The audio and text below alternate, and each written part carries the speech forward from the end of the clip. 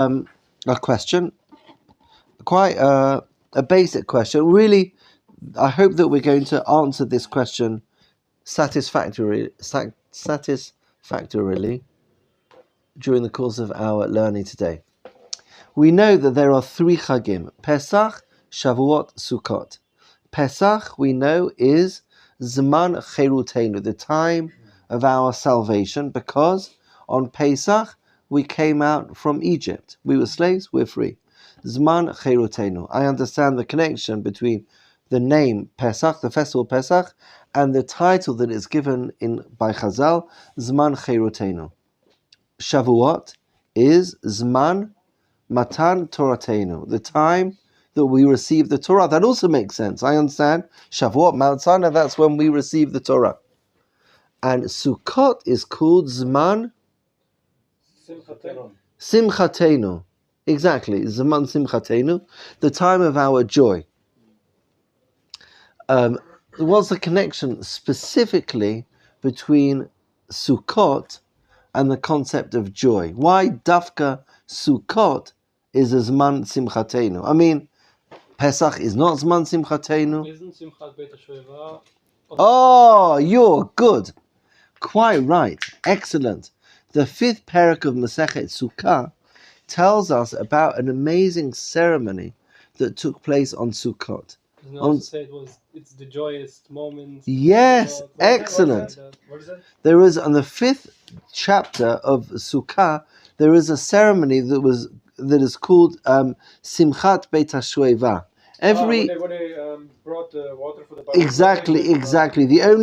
The water libations. Water was taken from the Shiloach, from the you can even visit the reservoir of water at the foot of the Temple Mount, and it was brought up, carried from there, from Ir David, taken, and it was brought from there, carried onto the temple, and it was poured with great joy onto the main altar in the courtyard of the Beit HaMikdash, and there was dancing, and the rabbis would juggle and dance, and everybody was there, and anyone who has not experienced the Simchat Beit HaShoeva has never experienced joy in their lives. That is excellent. Zaman Simchatenu, Simchat Beit HaShoeva. And indeed today, I'll just mention in parentheses, nowadays there's a possibility that we won't be able to celebrate Sukkot in the Beit HaMikdash this year, but last year, and perhaps again this year, the big celebrations to remember the Simchat Beit HaShoeva. Many communities have big parties every night of Sukkot. In fact, Machon Meir often join our family, and we go. We have a lovely little celebration in our Sukkah, which is wonderful. And then afterwards, we travel Israel to Meir Sha'arim and Geula, and to take part in some of the Simchat Beit HaShoeva. It's an amazing celebration. So Shushan, excellent point. Zman Simchatenu, Simchat Beit HaShoeva. It's the day of our festival. More than that, in the Torah, I think this is correct, the word to be happy on a festival appears either twice or three times concerning Sukkot, appears once concerning Pesach, the mitzvah to be happy, v'samachta b'chagecha, doesn't appear at all concerning the festival of Shavuot. So the idea of linking Sukkot with joy is in the text itself. The word v'samachta b'chagecha, va'ita ach sameach, the idea of being joyous appears in the Torah itself. We have this ceremony that is Simchat Beit HaShoeva. So the connection between Sukkot and Simcha is certainly strong. But I want to look at to look at another connection that exists between Sukkot and Simcha, and through that, I hope, come to a better understanding both of Sukkot and perhaps also the concept of Simcha. Joy, happiness, comments, thoughts? Oh, yeah, what I want to say. Yes, David. One reason for why we should be, or like the Torah says we should be especially happy during Sukkot is that, and the Torah actually says also the same pasuk, that during Sukkot we gather in all the fruits from the harvest, autumn harvest. Like Yes. towards the end of the year, we gather all the fruits for the year. Like in the agricultural culture, this is a very festive occasion. Like we bring all the ripe fruits into our stocks, in our warehouses, and then have a party.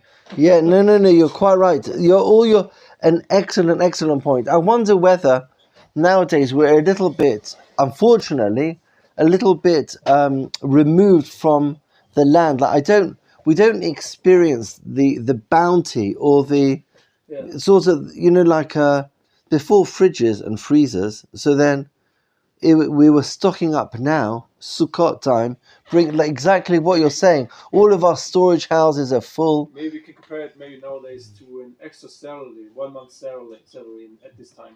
Yes, getting a bonus, your yearly bonus. Yeah, there's a certain celebration, a satisfaction. Sort of, we're entering the winter after the summer. Our storehouses, we provide us that the land produces fruit throughout the spring and the summer. Through the winter, as we'll soon see, the land is barren. There's no fruit trees producing. There's no melons and no summer fruit going on during the winter here in Israel. And we're celebrating this time of bounty. That's excellent. Excellent. In fact, that fits. It's very appropriate that we, at that time where I could have felt I'm sort of in control of my world, that moment that I could feel I'm in control of my world, that's when I go into the Sukkah to appreciate that it's a gift from God. That's excellent. Excellent idea. Thank you. So we have many. So we started with a question, and we've got two excellent answers to the question. Simchat Beit HaShoeva, and it's the harvest festival. We're bringing in all the fruit at this time of year. It's obviously going to be a time of celebration, right?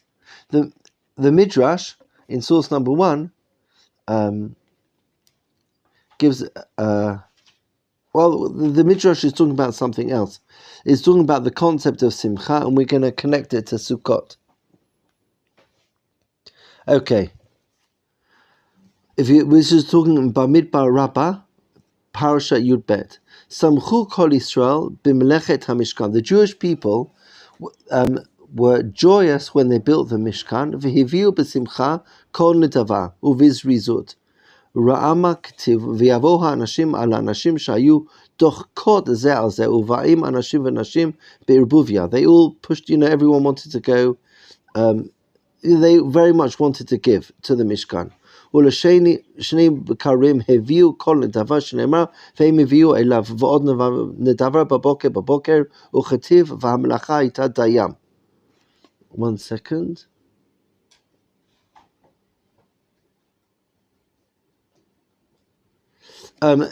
Yes. So everybody was very, very keen to bring the gifts in order to build the Mishkan. There was a lot of excitement about bringing the gifts to the Mishkan, so much so that everybody wanted to do it at the same time. And when it came time for the Nesiim, to bring resources with which to build the Mishkan, so much had already been brought that there was almost nothing left for them to donate. That's what the Midrash tells us over here. They were unable to bring anything at all, and that's why they provided the clothes for the Cohen Gadol. Okay, that's the Midrash describing the joy of the Jewish people when they built the Mishkan. Now, I think I'm going to skip now, straight to source number 4. Source number 4 is based on the Midrash that we just read. When did the Jewish people build the Mishkan? Do you know when they built the Mishkan? They started off the Yom Kippur. Yes, correct. But what? Do you know what happened was, it's a terrible, terrible story. I mean, you know the story. There's a machloket, but we're going to go according to the position of Rashi.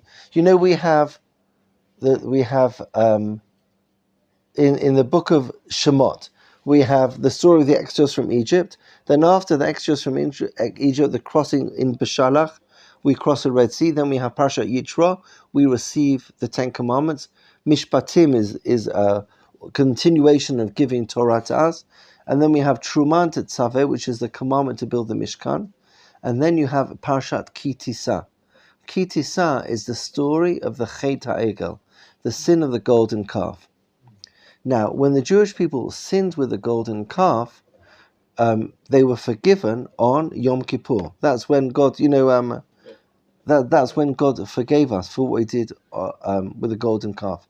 But if you just want to get into the minds of the Jewish people, they just experienced this great experience of the exodus from Egypt, afterwards the receiving of the Torah on Mount Sinai, and then immediately afterwards they blew it with the sin of the golden calf. Can you imagine, waking up the next day? Every once in a while we mess up, or sometimes we do things that are non-ideal, and it's hard for us to have the motivation to continue afterwards. The motivation levels of the Jewish people, even after they were forgiven, was very, very low. And the Midrash that we just read describes the great joy with which the Jewish people built the Mishkan. The Baal Sfat Emet, the Midrash is obviously written, 1,800 years ago.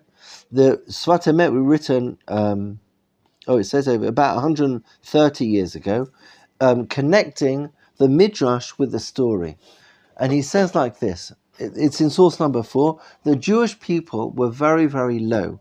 They sinned after the golden calf, and then the next minute they're full of energy building the Mishkan. In other words, the contrast is huge from this depression, like apathy, really worthlessness.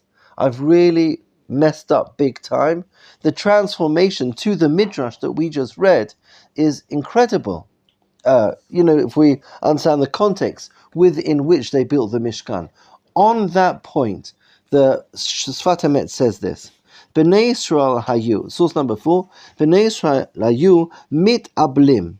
They were mourners. They were really mourning for the terrible acts that they had been involved in. Va'ata shechazu b'tshuva, and now that they had come back, Natan HaKadosh Baruch Hu b'rachamav mitzvat nidvat hamishkan. God, in His mercy, gave them the opportunity to build the Mishkan. And why did He give them the opportunity to build the Mishkan? Le'samcham, in order to give them joy. You know how, I don't know, you were like this when you were kids, like if you're down, and then your mother or your father says, "Oh, I need your help. Can you go to the Makolet and buy something for me?" And that just it can lift somebody up because they feel they're needed. When I'm down, one of the ways to help me get up again is somebody says, "I need you to do something." So Am Yisrael were really in trauma after this terrible sin, the Chet HaEgel, and the wisdom, what the Sfat Emet is doing is combining these two stories together so we can see it and telling us. And do you know what HaKadosh Baruch Hu's plan was, as we read in the Midrash? What lifted them up? Gave them, I need you to do something. I need you to build the Mishkan. That's what I need, you're needed right now. And therefore, that lifted them up. So what, in that context of responsibility to build, to lift somebody out, I remember hearing a few years ago, I was at a bat mitzvah, and the rabbi who was involved in this bat mitzvah, his name is Rabbi Cordozo. He lives here in Yerushalayim. I think he taught once at Or Sameach, but I'm not sure what he does now. Anyway, he was asking, what's the celebration at a bar or a bat mitzvah? Before my bar or bat mitzvah, so I was patur from, I didn't have to, if I were to break Shabbat, it's fine. You haven't celebrated your bar mitzvah yet. If I ate food that wasn't kosher, no problem. If I forgot to do shacharit or birkat hamazon, it's fine because before I had the responsibility to do it. You follow? by comparison, even if somebody enters the Jewish people, why is that a celebration? Until now, they had 7. Now you've got 613. Is that a moment of celebration? So why are we celebrating these things? You hear? But his answer is so beautiful. Do you know what his answer is? He says, when I become a bar mitzvah or when I enter the Jewish people, God is saying, I trust you. I need you to, I trust you to make up a minyan. I trust you to keep Shabbat. I need you to build a mishkan, to build a sukkah, shake a lulav, eat a matzah. That I feel the 613 responsibilities. And there's nothing more empowering when somebody trusts me. You follow? I'm celebrating the fact that there are now 613 areas of life in which God has given me responsibility. Isn't that an amazing celebration? What could give me more joy to know that I'm responsible for 613 areas of life?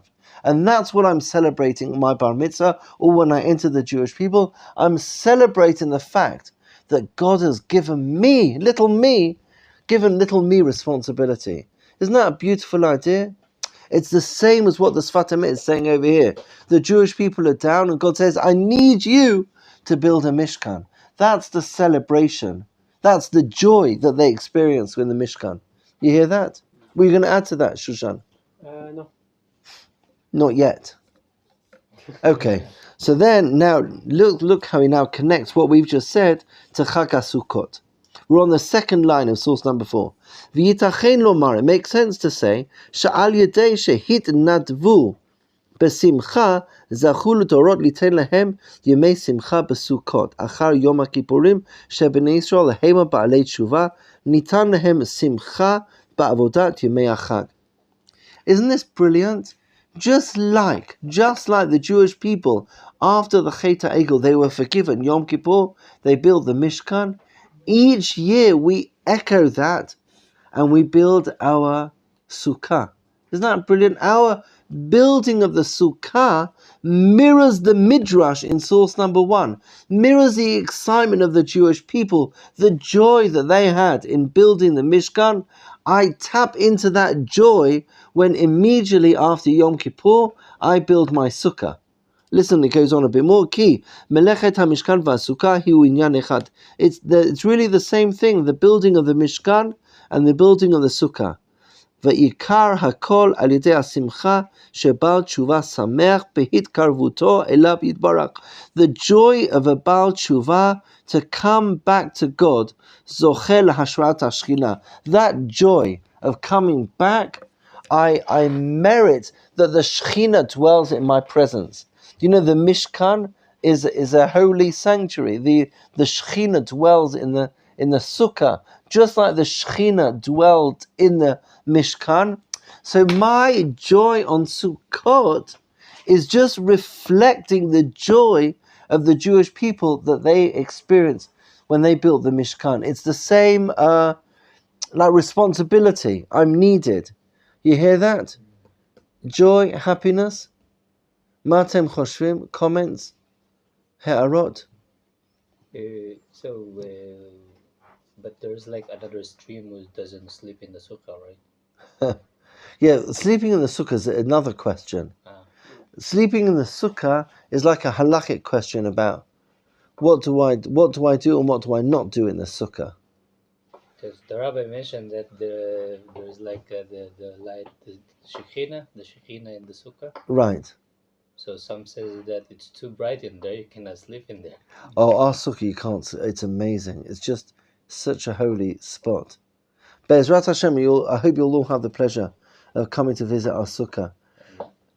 Yeah, but when you're basking in holiness, you don't need to sleep, so it's all right. The debate about sleeping in the sukkah, the Gemara in Sukkah tells us that we should live in the sukkah like we live in our homes.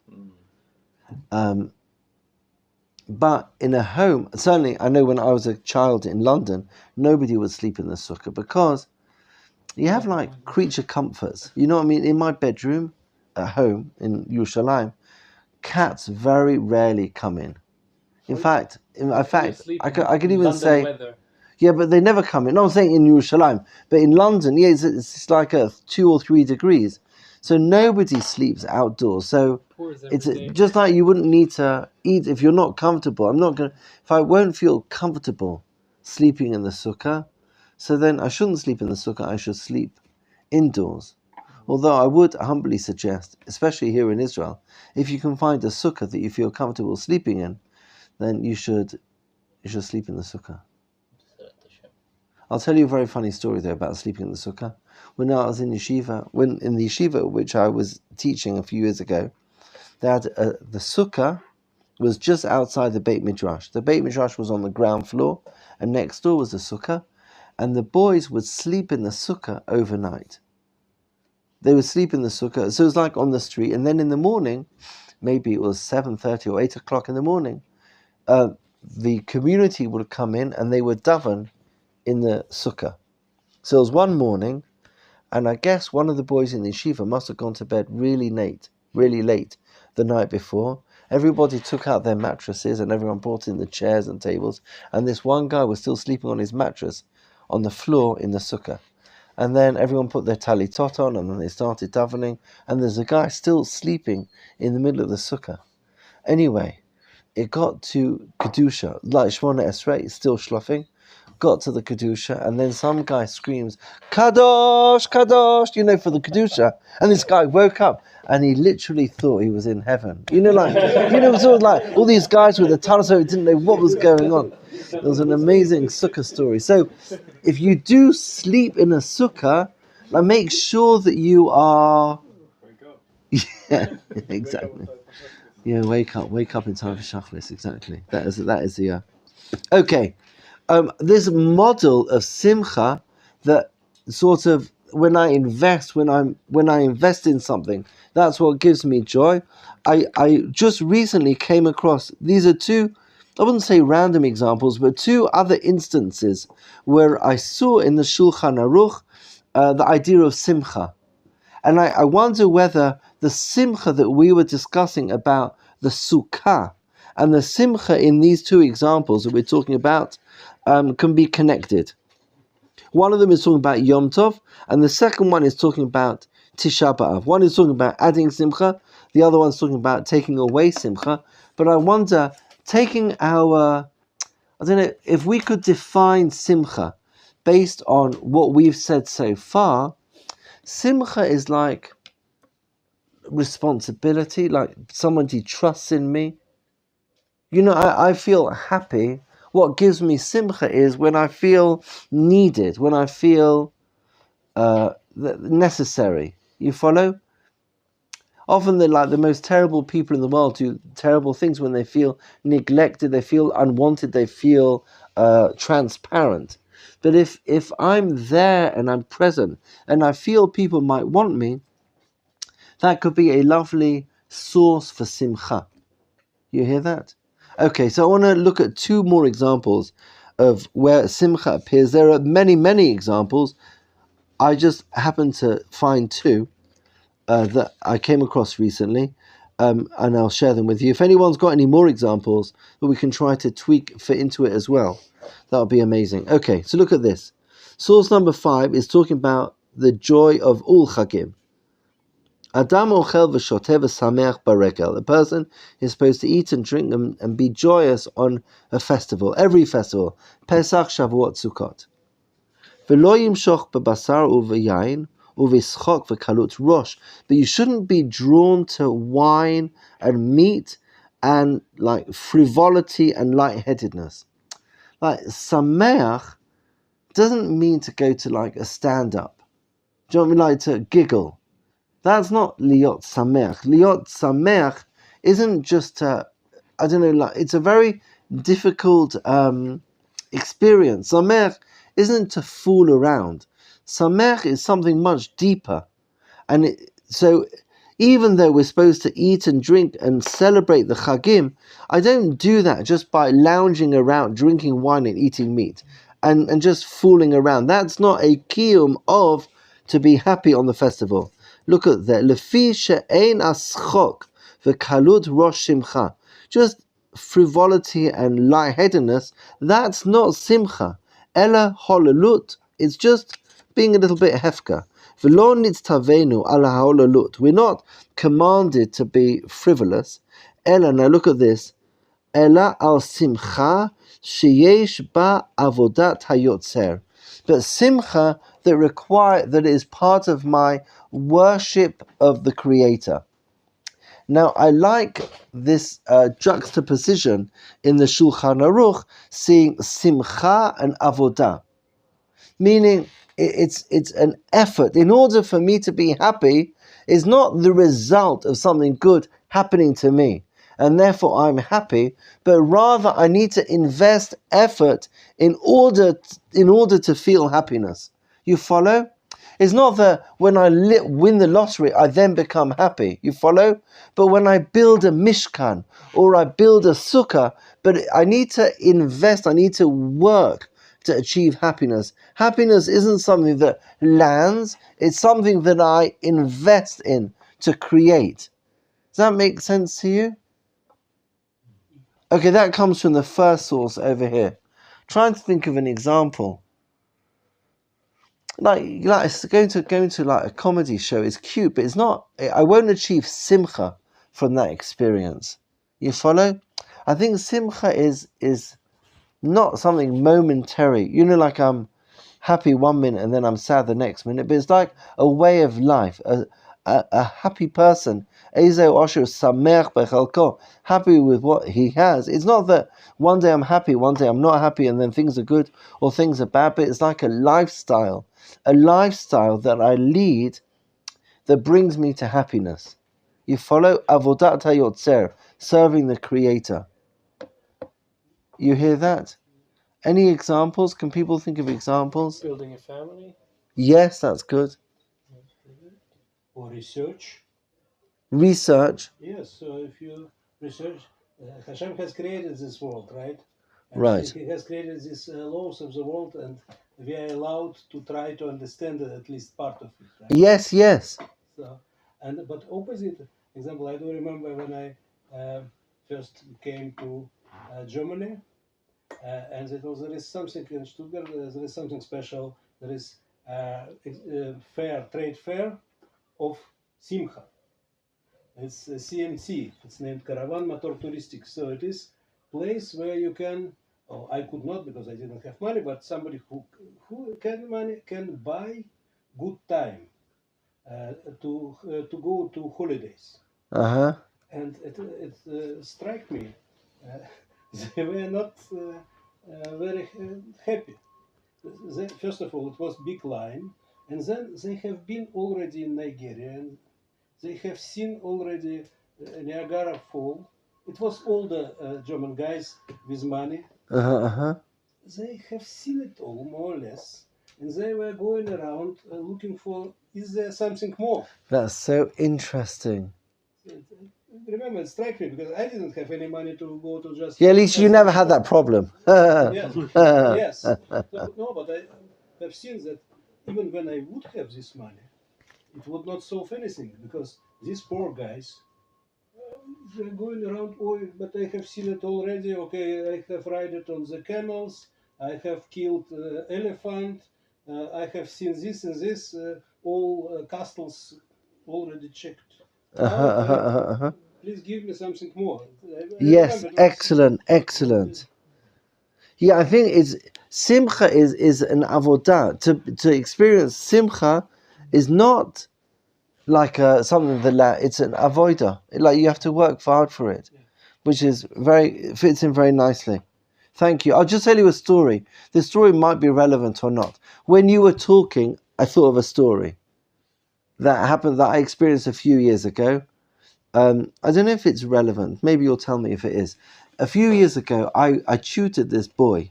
Immediately after I finished learning in Kollel, there was a very sweet little boy. He was maybe 8 or 9 years old, and his parents wanted him to have some extra Jewish studies. And I would meet this boy maybe twice a week, and we would study together.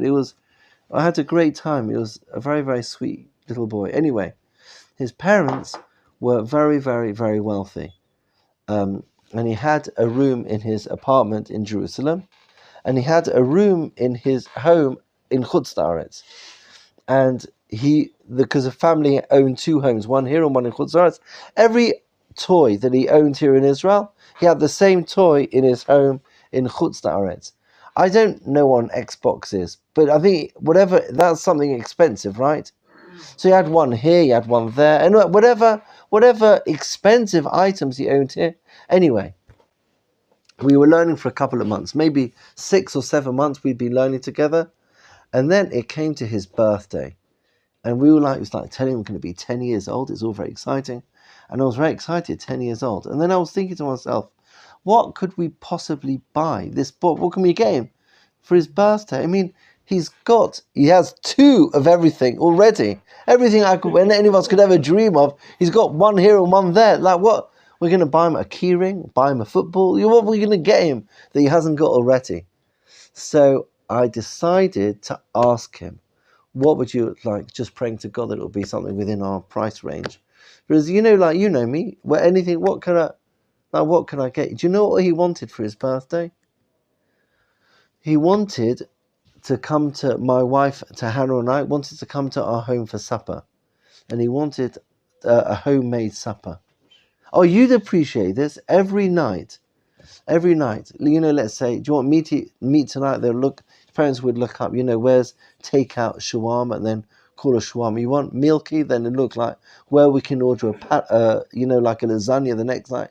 Every night when it came to supper time, just like call up the relevant shop and then they would deliver it. But the experience of making supper is something he never had. And he wanted to come round, and we made supper together, probably not as good as Zachari would make, but we made supper together, and that was his birthday present. But it sort of fits into this idea over here that simcha is a lifestyle. It's not about if I have this or I have that. It's an avodah. It's about investing in something. And when I invest in something, then I connect to it, like the Mishkan or the Sukkah. Before we get to our next example, I just want to mention one more point on the topic of simcha. One of the apart from the Chagim, the famous, I don't know if I can say that, like a well-known example of simcha is when we go to a wedding. You have a mitzvah to make the chatan v'kala, l'sameach chatan v'kala, to bring them joy. Do you make jokes to them? How do you tickle them? What are you supposed to do? How you mekayim the mitzvah of l'sameach chatan v'kala? But it's about teaching a lifestyle. Like avodat hayotzer. It's about investing in things that are important. The l'sameach chatan v'kala is to live this life of simcha in the hope that then when they build their home, they'll know what to focus on. What are the things that give me simcha? We're not talking about kalut rosh or frivolity, and even in the Shulchan Aruch that we saw a minute ago, contrasting somebody who's just drinking wine and eating meat, that is frivolity, and that's not simcha of your. And the other guy who could be doing the same thing, but it's a mitzvah of simchat yom tov. You understand? So to get that balance right as I build my home, that's what I'm trying to convey when I speak. When I celebrate with the chatan v'kala, joy. Okay, I want to go through one more example of simcha before we move on to the second part of our shir. So the second halakha in the Shulchan Aruch is very, very interesting. The second halakha is from the laws of Tisha B'Av. Now, as you know, Misha Nichnas Adar Marbim B'Simcha. The Gemara in Ta'anit tells us, the Mishnah in Ta'anit tells us that when tells us Mishenichnas Av, when the month of Av arrives, we reduce our joy. Nachon? Just like in Adar is a time of extra happiness, so the time of Av, time to reduce our happiness. Now the Shulchan Aruch tells us, what do you need to do to reduce your happiness? You follow? From which I can deduce, this means these are the things that make me happy. So does he tell me, if you want to reduce your happiness, spend a little bit less time on social media? If you want to reduce your happiness, a bit less time on YouTube or watching this or that. Or Probably more happy with you. no, but you know what the definition, meaning when he says reduce happiness, it's saying don't do these things, meaning these are the things that define happiness. These are things that will bring you happiness. So look at this. In source number 6, Mi Rosh Chodesh, from Rosh Chodesh Av, Ad Ta'anit, until we get to Ta'anit, Tisha B'Av, Mema'atim b'masav matan. We reduce our this is the negotiations with non-Jews. That's because of the mazal. But over here, binyan shel simcha, that you wouldn't build a hall. Kagon beit chatnut livnot, to build a house for your child, or binyan shel tzior v'kior, or netiyah shel simcha, or I wouldn't plant. Simcha is building and planting. You understand? And they'll just continue. Kamo avur neki shel melachim shenotim letzel lehistofef b'tzilo or minei hadas or minei ohalim. They discusses various plants that you shouldn't be planting during the month of Av, indicating that what is joy, building and planting. Atem shomim et zeh? That when I build a binyan of simcha. Now, obviously, just in order to be clear halachically, if there's a crack in a wall, of course you can fix cracks, and if things need to be built, any repairs that need to take place, obviously halachically they are permitted. But to build a place of joy is what gives you satisfaction. Like the Mishkan, to plant something is something that gives you satisfaction. The joy, simcha, is a result of investment, of doing something. Avodat hayotzer. It's not something that lands, it's something that I work on. When I push hard, when I build, the satisfaction is the joy. Atem shomim et zeh? So the reason why Sukkot is the festival of joy is because Sukkot is the festival of building. And building is what brings me joy. Atem shomim?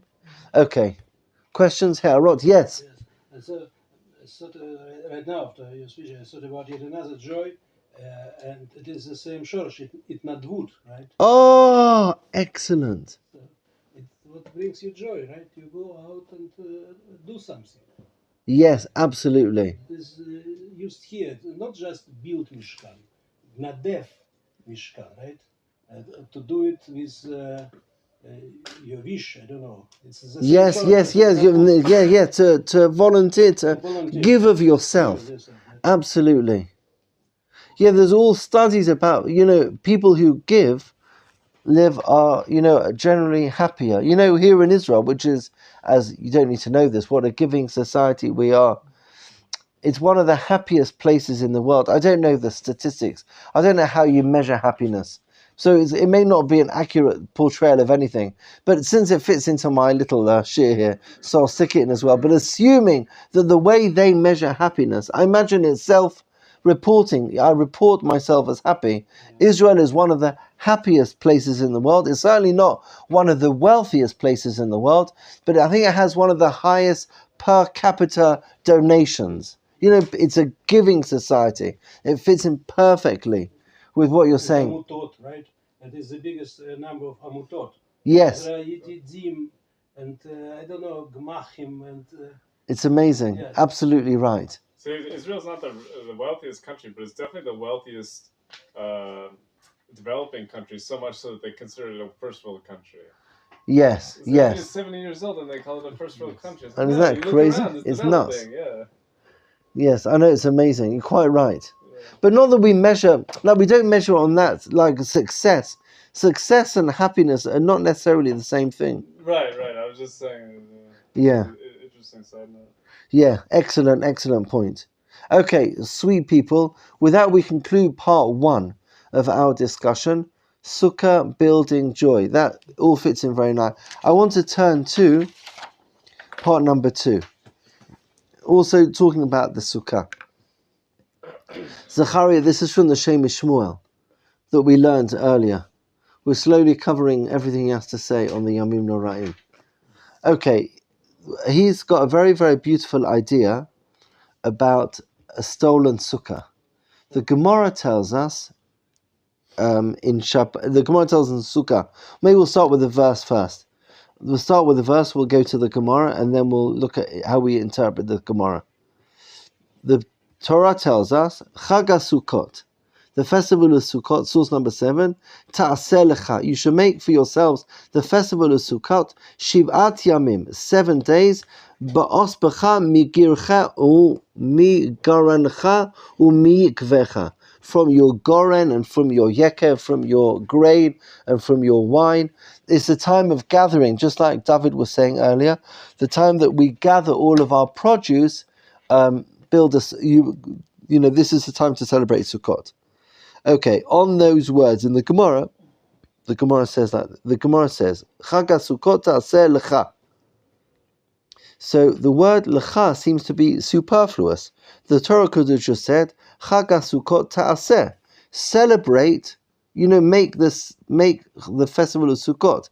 Why does the Torah say, make for yourselves the 7 days of Sukkot? Just make Sukkot. What's that? Lecha, for you. What's that adding that I would not have known without those words? Lecha. So then the Gemara learns, L'shem chovcha. You have to build it for yourself. To tell you that you have to build from your own materials. I'm not allowed to build a sukkah using materials from somebody else that are stolen. When I build a sukkah, the materials have to belong to me. Is that clear? And I learned that from the word lecha, for you, meaning has to be for you, from you.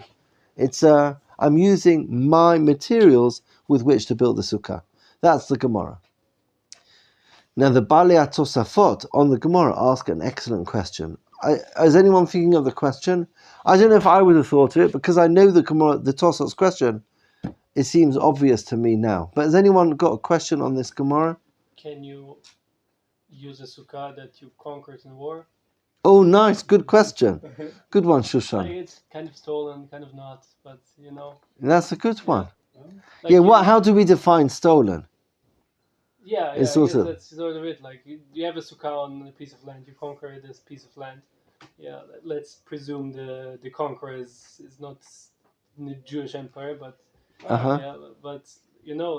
can you use that? Oh, that's very good. Yeah. That's not Tosot's question, but it's a good question. I mean, how do I define what's mine? How do I define it? If I conquer the land and the property that's in it, does that become mine? Therefore, I can build a sukkah. I have something, but it's probably not the Tosfot's question, but there's the concept that you can... The Zacharias questions are also excellent. That you can borrow something from somebody to use it for a mitzvah that's not at an irregular, like not regularly. So like you can use somebody's tefillin, like if they're not there, you can use them, you can put them on, and then you're gonna set it back. So There's like a stack of like wood nearby, and like you know who owns it, but he's like not around. You don't have, you can't like find him to ask permission. Are you allowed to like? Build because you're going to return it in 7 days anyway. Like say you're going to build it in a way that you return it and it's exactly the same as it was when you picked it up. That's really funny. That's a good question.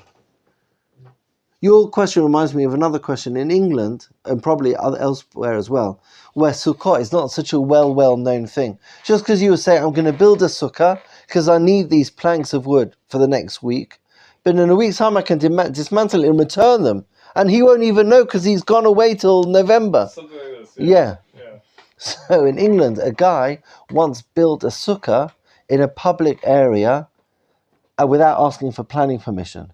And some guy called the council and said there's this illegal structure there. And the guy in the sukkah got really, really nervous. What am I going to do? It's my sukkah. I got nowhere else to make my sukkah. So the council came and they said to him, you have to get rid of this sukkah. It's built on public property. No planning permission. You've got 7 days to do it. Isn't that amazing? Isn't that amazing? And he was fine. Totally Baruch cool. Hashem. That's fine. Whatever you want. Baruch Hashem. Yeah, another question. Are you allowed to make other mitzvot with stolen stuff? Oh! Tosot's question. Why? Yeah. No, Baruch Shekivanta. You're never allowed to do. You can never steal for any mitzvah. You cannot do a tefillin. Can I steal someone's tzitzit and then wear their tzitzit? Can I steal your matzah and eat your matzah on Pesach? Steal your wine for Kiddush? I can never do anything. Matzah and wine, no.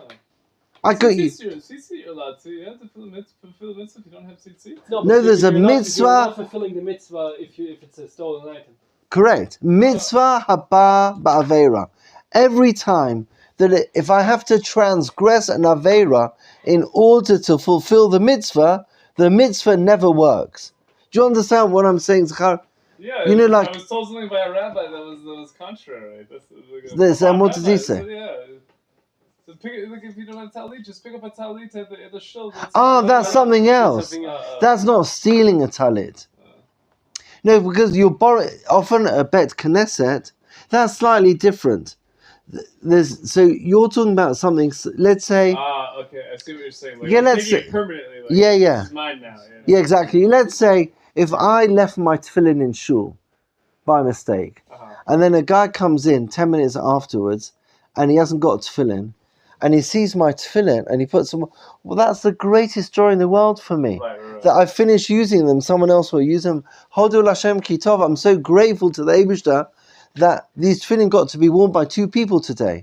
But here, we're talking about a guy who's got just enough grape juice for his kiddush on Friday night, and the neighbor sneaks in, nicks his grape juice, and makes kiddush. Now this guy's got no grape juice. Well, even if he has got grape juice, but there's not a returnable product. Right. Or if I eat your matzah or drink, any mitzvah. Now you could go back to your question. No, your question of before of if I steal it and then I'm just going to take and return it afterwards. Yeah. But I think that probably also doesn't work because I don't know the way I make. Yeah, it might degrade in its. Yeah, exactly. By building, even if you don't use. I know when I build a sukkah, I probably drill far more holes than are absolutely necessary.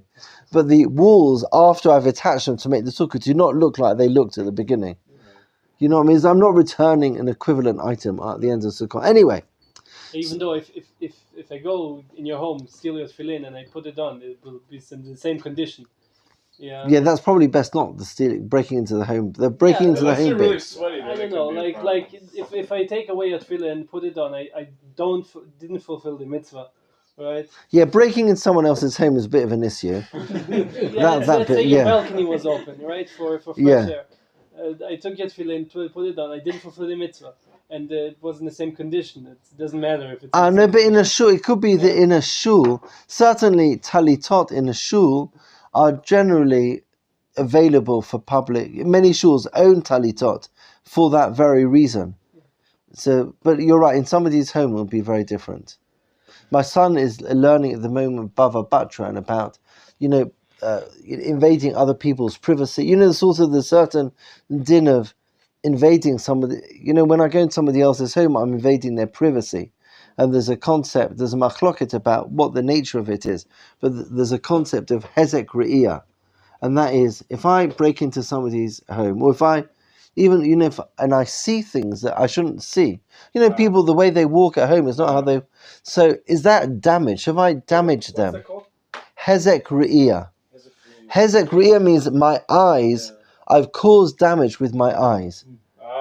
I can't believe he saw me like that. You know what I mean? Because I've walked into somebody else's home. So you would... No. Huh? Saw the balagan on the floor. Yeah, it's a hezek re'iyah. Yeah, exactly. It's the same in the dorms here. Let's say to go in somebody else's room without permission. Yeah. I don't know what the din is here, but it's a similar sort of concept. There's certain my private area, and when other people see my private area, they can't unsee it afterwards. And is that a type of damage? Anyway, so that might be relevant in your case. But I just wanted to say, like, if I take your tefillin and you are unwilling that I take it, then... then that is a problem. Was the point. You're quite right. You're quite right. Like setting up the story. Yeah. Shushan, excellent. You're quite right. That if I do not give permission, then you wouldn't be allowed to. Then that would be a mitzvah baba avera. Yeah, and I would think that if you take someone's wood without their permission, would be would be similar, yeah. Yeah, exactly. You also have, let's say, in the Beit Midrash here, some people write on their books, and it's their prerogative to do so. Please don't use without permission, or you can use it, but only use it here. You know all the different notes that people write, and you have to use whatever book you're looking for a chumash in the Beit Midrash, and there's a chumash but it belongs to somebody else, and it says don't use it. You wouldn't be allowed to use the book without their permission. The same sort of idea. But our question is a good question. Why does the Gemara need to interpret the verse to teach me that I can't steal in order to build a sukkah? Of course you can't steal to build a sukkah. You can't steal to do any mitzvah. There's no mitzvah. I don't need the Torah to teach me that I can't build a stolen sukkah. I already know that because I'm not allowed to do that in any mitzvah. So that's the question of the Baalei Tosafot. You just have a question. Say, for example, you have a friend and your friend stole it and you didn't know that he stole it and then gave it to you. So that's another din. Ouch. That's another din. It's like, that's complicated, yeah. So there is a very interesting, the Gemara also has a very, very interesting case. Let's say, just to make it slightly more complicated, the Gemara talks about, I wasn't going to mention it, but it's such an interesting tangent. Let's say, also we're now b'tkufat hatshuva. Let's say I steal from somebody a beautiful wooden beam, like a long, thick, oak, strong wooden beam. It's like, I don't know, 50, what's a reasonable length? 50 meters, is that reasonable? Wow! That's... Is that quite long? That's very long. And then I build... That could probably cost... And then I build a house. And this beam supports the roof of the house. And my house looks absolutely gorgeous. It's an amazing, amazing house. And then, after living in the house for a couple of years, I decide I'm going to come to Machon Meir and strike for a couple of months. And you go to Machon Meir, and then like your conscience is like digging at you, because you know that your house is basically built with this stolen. Now, you always have to return the stolen. To return the beam means to destroy my house.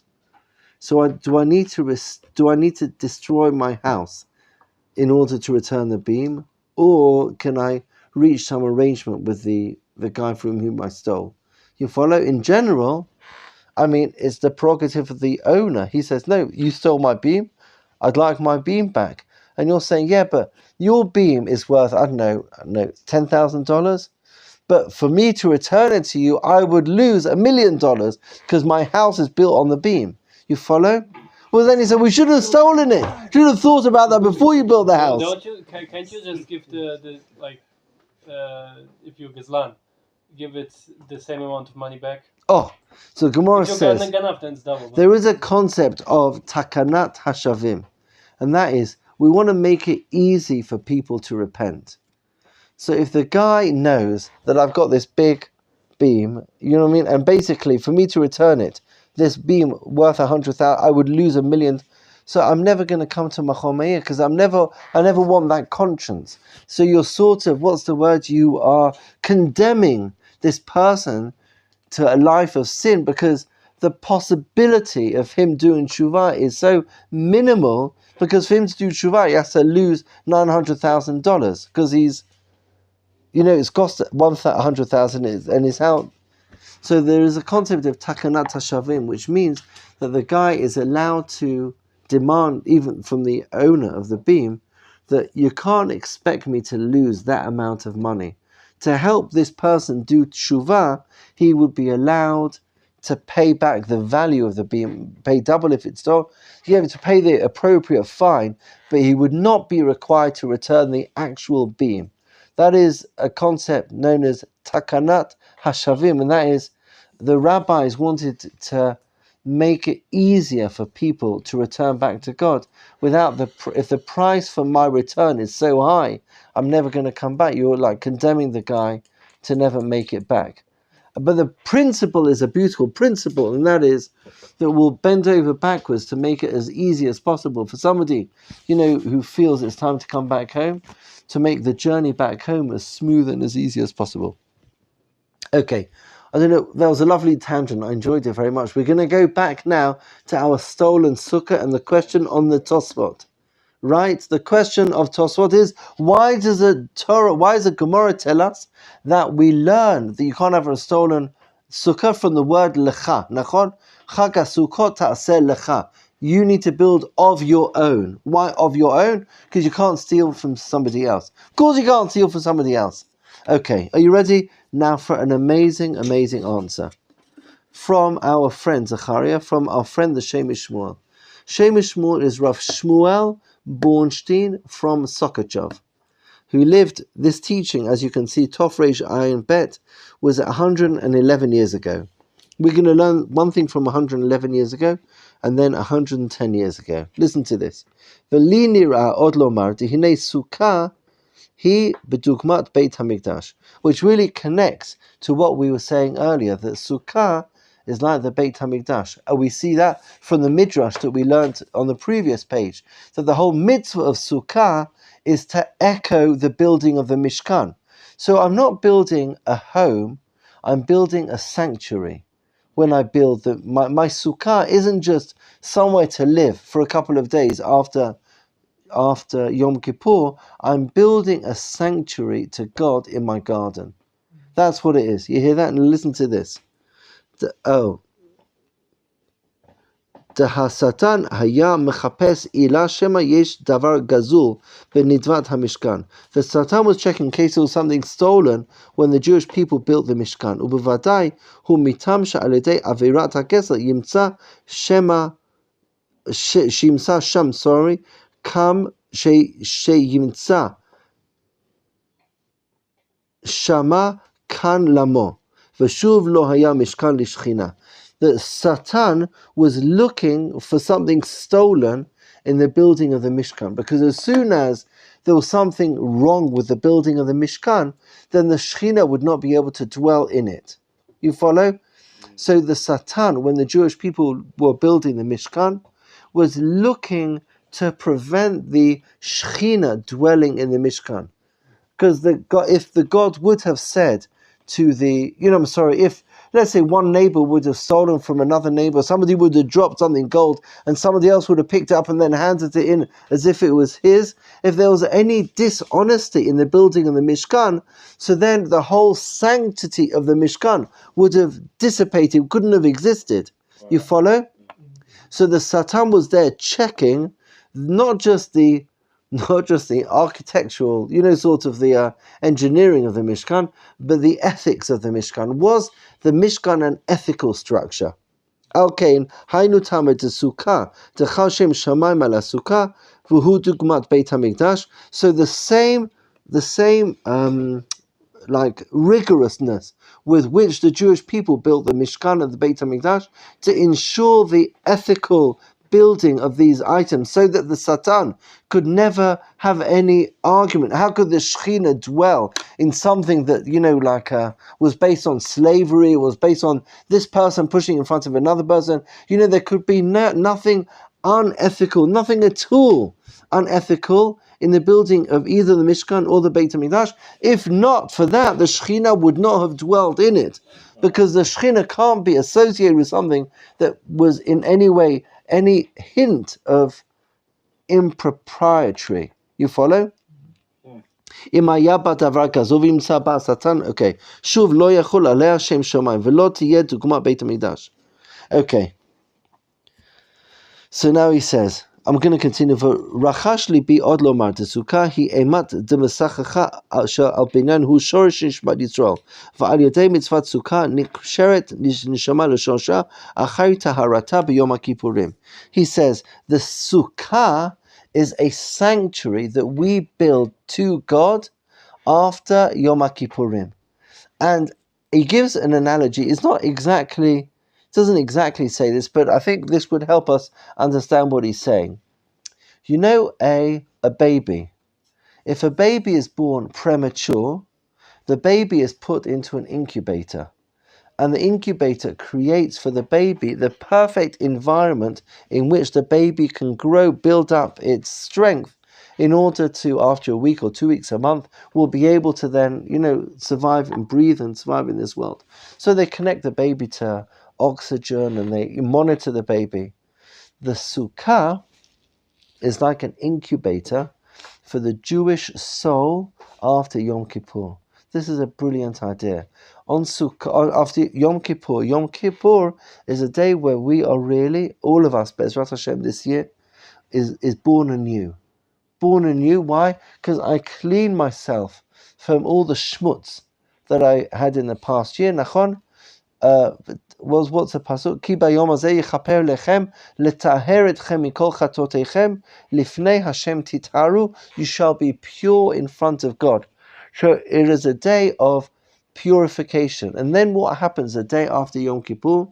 You have this fragile, sweet, holy little me that comes out into the world after Yom Kippur. But maybe I can't cope yet with the challenges of the world. So therefore, God takes this sweet little pure neshama and throws it straight into this sanctuary that we're calling a sukkah. And that safe environment is pumping spiritual oxygen into my little holy soul that has just experienced Yom Kippur. And then I spend 7 days in this incubator that I'm calling a sukkah. And then after those 7 days, I'm ready to come out into the world. You follow? Now listen to this.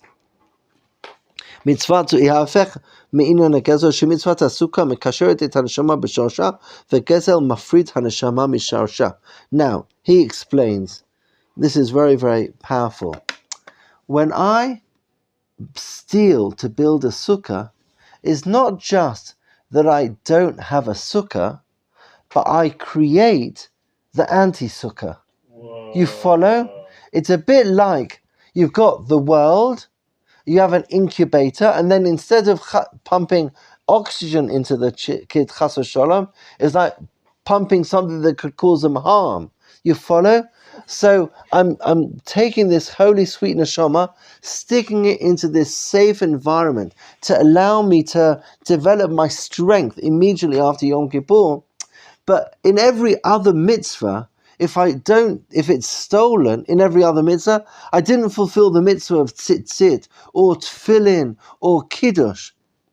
But it's not the anti-kiddush. I just didn't fulfill the mitzvah of kiddush. But here, when I use something stolen to build a sukkah, it's not like sitting in my house, but instead of creating a place of holiness, I've created a place of impurity. So not only am I not fixing, but I'm damaging. Isn't that brilliant? I'm creating the anti-sukkah. And that's why I need the pasuk to tell me that you're not allowed to steal to build a sukkah, because it's more than every other mitzvah. It's not just that if I steal, I didn't do a sukkah. I created the anti-sukkah if I stole for it. That's a Shemish one. I want to finish with, he's got one more in source number 11. He says really a similar idea the following year. That's why the Torah, this is answering the question of Tosafot, this is why the Torah needs to tell us that you can't have a stolen sukkah. Ki, al yedei shemekayman derech gezel, the fact that I build a sukkah that's based on theft, הגזל מושך אותו לגזול את האהבה והתשוקה ממקומה בסוד עבירה גוררת עבירה. What happens is I'm creating a structure that is based on theft. And because one avera will lead to another avera, I'm not just not fixing my soul, but I'm destroying my soul, God forbid. Not only am I not fulfilling the mitzvah of sukkah, ela garamizeh.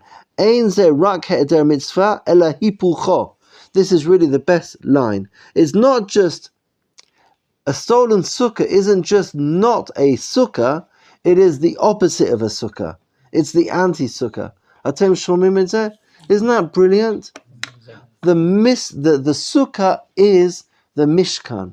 And just like the Mishkan, it's amazing when we think about it. Thousands of people all rushing to donate, like we said at the beginning, with great joy, and yet it was all ethical. Not one person dropped a coin and then somebody else claimed it was theirs.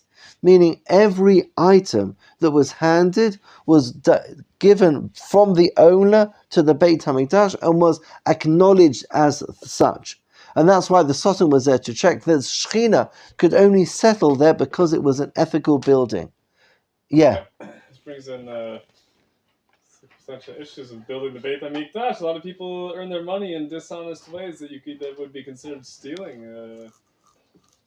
Like, for example, like somebody who like works for a bank that takes interest from Jews is. Yeah. I don't know. It's just kind of. Your question is a really, really good question. I know it's interesting. Like the first part, we've spent really the whole of today's class talking about the connection between the Sukkah and the Beit HaMikdash. Nachon, how building the Mishkan brought the Jews joy after the sin of the golden calf, and our building of the Sukkah brings us joy after Yom Kippur, and then sort of the discussion of what joy means. Joy is an avodah. It requires investment. It's not the result of a gift, it's a result of working hard. That's sort of like the first part. And then the second part brings this ethical piece into our discussion, that it was built with pristine ethical values. Like there was nothing, not 1 cent that was taken from anything that wasn't earned, that didn't belong to the owner, and came into the building of the Mishkan. And so too, we need to build our Sukkah. But now you taking it further into questions of money. Well, there's the concept that when you take when there's like a minority of like somebody's money that's, if you take a small part out of a whole where the minority is, I don't know how to say it, but do you know the concept I'm talking about? No. Like if there's okay, so if you have like $100 and you say this person like $5 of it was stolen. But then he gives like $5 to build the Beit HaMikdash. Okay, 5 shekel. But anyway, you like there's the halachic rule that you assume that the $5 that he gave was from the 95. From the 95. Yeah. Is that I don't know. No, I'm not sure. I don't know if that. The truth is, your question is a painful question, but it's certainly one that is worthwhile us thinking about. That like Torah Judaism requires very strong ethical behavior. Hannah, my wife, often says, but it shouldn't even need to be said, but it's important to say that you need to be a mensch. That's the first stage in Avodat Hashem. Is you like to be yashar, to be straight, to be a mensch, to do that which is right, to not bend rules, not do things which are illegal. We see this from the building of the Mishkan. We see it from the building of the Sukkah. It's very, very hard, especially seeing what we see in the Shem Mishmor, to imagine that the future building of the Beit HaMikdash will be any different to that. And every Jew needs to contribute to it, so that becomes like, whoa. It's a wonderful opportunity to clean us, Be'ezrat Hashem, like to clean people out. That all those people for whom they can give money with an absolutely clear conscience, knowing that every shekel in their account was earned honestly and not by cutting corners. If that, I think that's a wonderful way to contribute to the Binyan Beit HaMikdash, and please God will be able to be part of it. Yishar Koach to all of you. It's such a joy and an honor to learn with all of you. You should be blessed with a wonderful week. Yishar Koach.